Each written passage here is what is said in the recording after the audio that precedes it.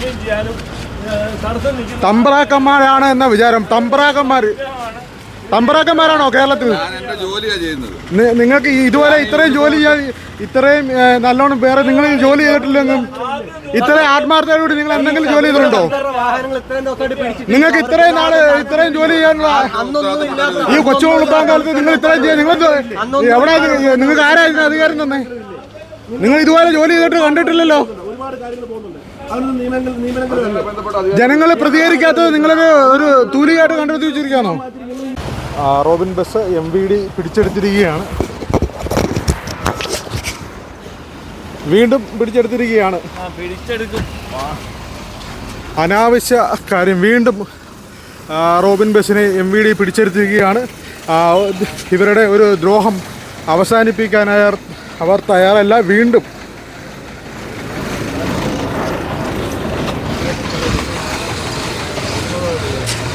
ഒരു മനുഷ്യനെ ജീവിക്കാൻ അനുവദിക്കില്ല എന്ന് പറഞ്ഞുകൊണ്ട് MVD ഉദ്യോഗസ്ഥരുടെ ഈ ഒരു തോന്നിവാസം ഒരുപാട് നിയമ പോരാട്ടത്തിനൊടുവിൽ ഈ MVD കാണിക്കുന്ന ഈ ഒരു ജനങ്ങളുടെ ആകെ തന്നെ ഒരു പ്രതിഷേധം ഈ ഒരു വിഷയത്തിൽ ഉണ്ടാവാൻ സാധ്യത വളരെ കൂടുതലാണ്. വീണ്ടും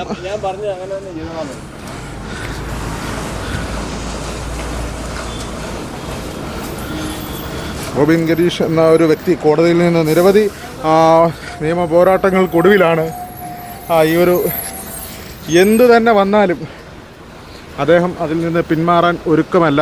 ഈ MVD എന്ന് പറയുന്ന ഈ ഒരു പ്രസ്ഥാനം കേരളത്തിൽ ഒരു പെട്ടിയോട്ടോ പോലും മേടിച്ച് ഓടിക്കാൻ സമ്മതിക്കാത്ത യവന്മാരാണ്.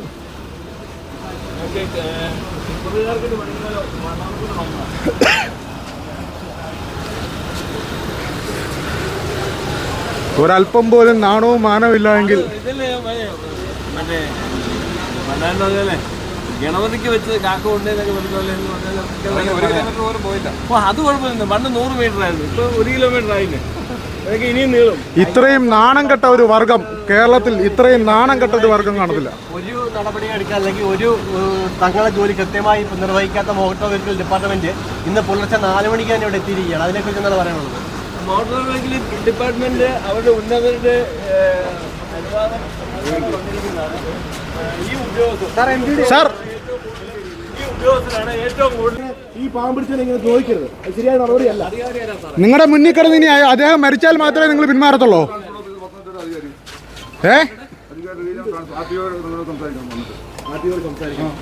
നിങ്ങൾ പിന്നെ സ്വയം ബോധത ഉണ്ടായ ഒന്നെയാണോ? മാത്രമേ നോക്കിയിട്ടുള്ളൂ. പ്രീ ബുക്കിംഗ് സാറേ ശേലം കാറ്റ് കുറവുണ്ട്, അതിനൊന്ന് പറ്റി അടിക്കാവോ? ശേലം കാറ്റ് കുറവുണ്ടെന്ന് തോന്നുന്നു.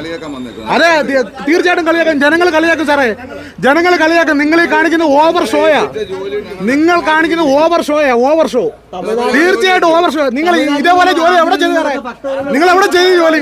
നിങ്ങൾ ഇത്രയ്ക്ക് രോസം കൊണ്ട് പോയേ നിങ്ങൾ എവിടെ ജോലി ചെയ്തേ? നാണമുണ്ടോ? നാണമുണ്ടോ?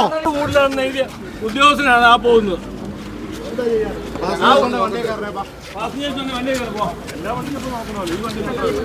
ഒരുപാട് നിയമലംഘനങ്ങൾ നടക്കുന്നുണ്ട് സാറേ, ഒരുപാട് നടക്കുന്നുണ്ട്. നിങ്ങളെല്ലാം ചെക്ക് ചെയ്യുന്നുണ്ടോ? ഒരുപാട് നടക്കുന്നുണ്ട്. നിങ്ങളെല്ലാം 100% പെർഫെക്റ്റ് ആൾക്കാരാണോ? കൈക്കൂലി മേടിക്കുന്നതൊന്നുമല്ലല്ലോ. ആണെങ്കിൽ നമുക്കെന്താ കുഴപ്പം? അതിന് 5-8 പേര് വണ്ടിക്കകത്ത് കയറേണ്ട കാര്യമൊന്നുമില്ലല്ലോ. ഇവര് 4 പേര് ഇങ്ങനെ വന്നിട്ട് 4 പേര് വേണോ ഇത് വായിക്കാൻ? അതോ വായിക്കാൻ അറിയാൻ മേലായിയാണോ?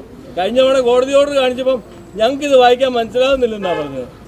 അപ്പോൾ അതിൻ്റെ ബാക്കി ഭാഗമായിട്ട് ഇനി മനസ്സിലാകാൻ ഇപ്പോഴൊന്നും ചെക്ക് റിപ്പോർട്ടില്ല. നിങ്ങളെല്ലാവരും കണ്ടോണം. ഇനി ഞങ്ങൾ വണ്ടി ഒരു 1 മണിക്കൂർ കഴിയുമ്പം ഫോണേ വരും മെസ്സേജ്, എന്തായാലും അതില്ല ഇതില്ല എന്നും പറഞ്ഞില്ല. അപ്പം എന്തായാലും അത് നമ്മൾ കാണാൻ തന്നെയാണ് നിൽക്കുന്നത്. അപ്പം ഞാൻ എല്ലാവരെയും കാണിച്ചു തന്നിട്ടുണ്ട്. ആദ്യ ദിവസം മുതൽ ശല്യം ചെയ്ത വ്യക്തികളെ ഓരോരുത്തരെയും ഞാൻ കാണിച്ചിട്ടുണ്ട്. അത് അവരവരുടെ ഡ്യൂട്ടി ചെയ്യുന്ന ആളല്ലോ. എന്നാൽ പിന്നെ ഈ നാട്ടിൽ ഇത് മാത്രമേ ഡ്യൂട്ടി ഉള്ളല്ലോ, വേറെ ഡ്യൂട്ടിയൊന്നും ഇല്ലല്ലോ. അന്ന് ശബരിമല പ്രശ്നത്തിൽ ഇവിടെ വഴിയിൽ വണ്ടികളുടെ ബഹളങ്ങളോ ഇല്ലേ തടസ്സങ്ങളോ ഒന്നും ഇല്ലല്ലോ. എല്ലാം മാറ്റിയിട്ടാണല്ലോ വന്ന് നിൽക്കുന്നത്. ഈ ബസ് കൊണ്ട് ഒരു ഗുണമുണ്ടായി, അതിരാവിലെ ഇവർക്ക് എഴുന്നേറ്റ് ജോലി ചെയ്യാൻ പറ്റും. ഇവർക്ക് അതിരാവിലെ എഴുന്നേറ്റും കാക്കിയിട്ട് ജോലി ചെയ്യാൻ പറ്റുമെന്നുള്ളത് എനിക്ക് തെളിയിക്കാൻ പറ്റി. ഞാൻ കാരണം അത്രയെങ്കിലും യൂണിഫോം ഇട്ട് വഴിയിലിറങ്ങുമല്ലോ. നേരത്തെ ഇതിൽ വന്ന ആ ടയറിന്റെ കട്ട നോക്കിയ ഉദ്യോഗസ്ഥൻ എന്ന് പറഞ്ഞ് ആൾ യൂണിഫോം ഇല്ലാതെയായിരുന്നു. അയാൾ ഡ്രൈവറാണെന്ന് ഞാൻ ഓർത്തിരുന്നത്. അയാൾ AMV ആയിരുന്നു.